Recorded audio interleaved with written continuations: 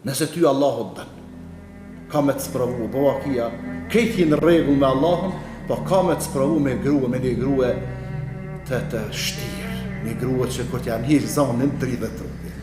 E ke po dikush, e ka këtë problem se ta shto të rejat edhe zonin, dy qysh s'pe menagjojnë për bërtasin, e si ti për të telefon, dora i dridhet edhe i skuqet të tyra dhe me një prishet disponimi, edhe do të me përfundu takimin me qaq. Pse? Se i ka orë telefonata. Të spravon ashta zoti me grue, të fështirë, të rep, të tashme. Nashta me grue nuk spravon, të spravon me evlat. Nashta të spravon me pasuni. Nashta të spravon me këjshi. Këti në rregull, zotit, ti ka që zotit do belagji rreth. Si të lëshkiton me belagji, për bala belagji. Ka që sprove madhe është. Pse? Pse këto sprova? Ka mund t'jedhe me smundje të ndryshme. Pse? Sepse po dënë Allahu Gjelleshanu, me qito sprova me të pastru ti. Nuk po dënë ty me të pa, o robi Zotit me gjënahe, po dënë Zotit jëtë me të pa gjënahe. Edhe me arë momentin fund, me ta marë me leku i vdekjes shpirtin, e pa asë një gjëna me shku të Zotit. Allah në boft, të mund shme neve dhe ju me shku pa gjënahe. Pejgamberi a.s. ka thonë, idha e habba Allahu abden asaba min. Allahu kure dënë robin e ti, qka e spravan. Nuk kemi shumë ku me i trajtue rastet e sprovave të mëdha, vetë me një fjalë. Krejt pejgambert e Allahut kanë qenë njerëz të sprovuar. Dhe njerëzit me mas shumë të sprova me bela kanë qenë pejgambert. A kemi raste që janë sprovat pa imagjinueshme, sa duhesh, nuk po di ku m'ja nis. Për shembull, me marrë Ejubin a.s. Ejubi a.s.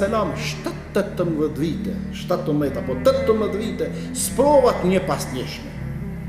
Filloj me smundje, pastaj me humbje të vladët të i vdek, pastaj me humbje të pasuris, me humbje të shëshnis, me humbje të kojshive, me krejt, sa që fillun edhe pjesë të trupit me Iran ashtë në tokë. Krejt një ka një, sprov mas sprove, gjithë shka e pat, shkoj krejt. A ishte njeri më autoritativ, njeri më i pasur, familjet madhe, krejt.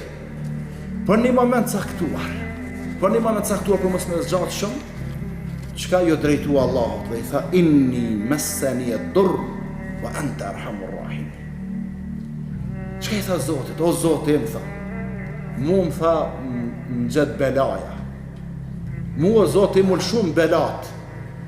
Nuk i tha ku që ambone më rezat. Unë e pejgamber, i dash një jetë.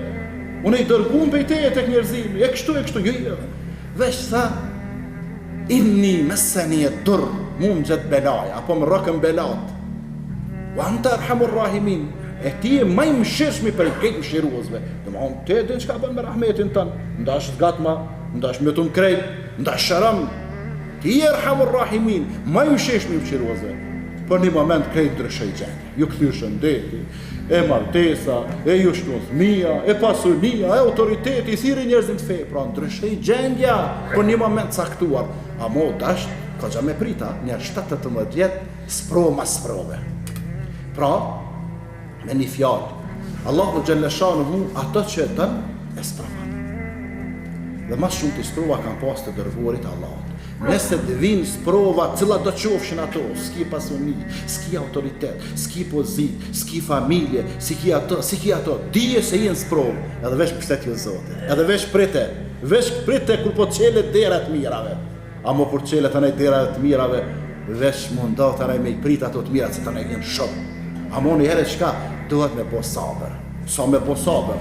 Allahu Gjelleshanu nuk me përmen kështu me përqindje sa me qenë sabërli. Po thët, fasbir, kema sabëra ulul azmi min ar-rusul. Bën sabër, banoj qëndrueshëm, qysh bënën sabër, qysh ishin të qëndrueshëm pejgambert e zgjedhur, pejgambert e dalluar që kanë qenë, ju i dini ata ulul azmi 5. Bën që ashtu sigur ata sabër. Kështu Allahu Gjelleshanu na jep një këshill.